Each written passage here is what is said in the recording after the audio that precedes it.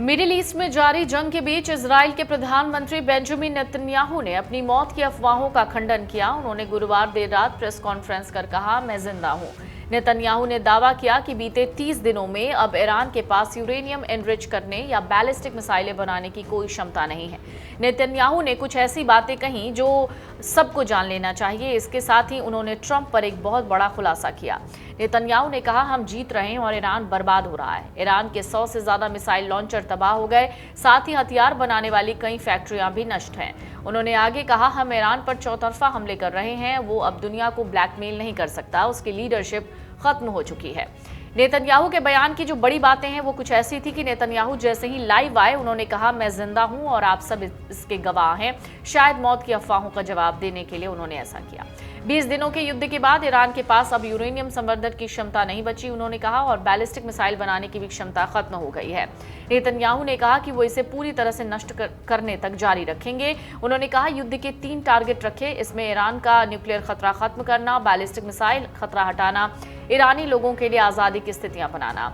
उन्होंने कहा, अमेरिका और इजराइल मिलकर ईरान को तबाह कर रहे हैं, हम जीत रहे हैं। ईरान की लीडरशिप में दरारें आ रही हैं। ईरान के साउथ पार्स गैस फील्ड से जुड़े प्रोसेसिंग प्लांट पर हमला इजराइल ने अकेले किया था और इसमें अमेरिका शामिल नहीं था। नेतन्याहू ने इस बात का भी जिक्र किया। नेतन्याहू ने कहा कि ट्रंप अपनी मर्जी से जंग में आए हैं।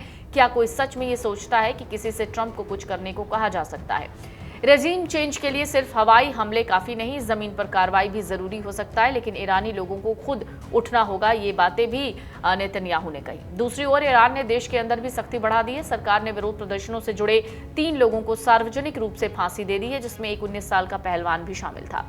मानवाधिकार संगठनों ने इन ट्रायल्स को फर्जी बताया है और आरोप लगाया कि जबरन कबूलनामे के आधार पर सजा दी गई है।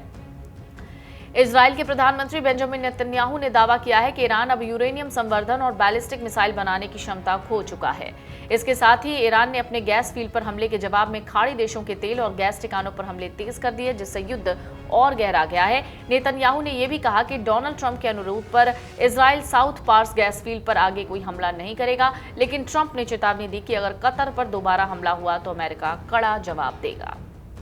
अगर आप ये वीडियो YouTube पर देख रहे हैं तो हमारे चैनल को सब्सक्राइब कर बेल आइकन दबाएं और Facebook पर देख रहे हैं तो हमारे पेज को लाइक करें। अगर आप ये वीडियो YouTube पर देख रहे हैं तो हमारे चैनल को सब्सक्राइब कर बेल आइकन दबाएं और Facebook पर देख रहे हैं तो हमारे पेज को लाइक करें।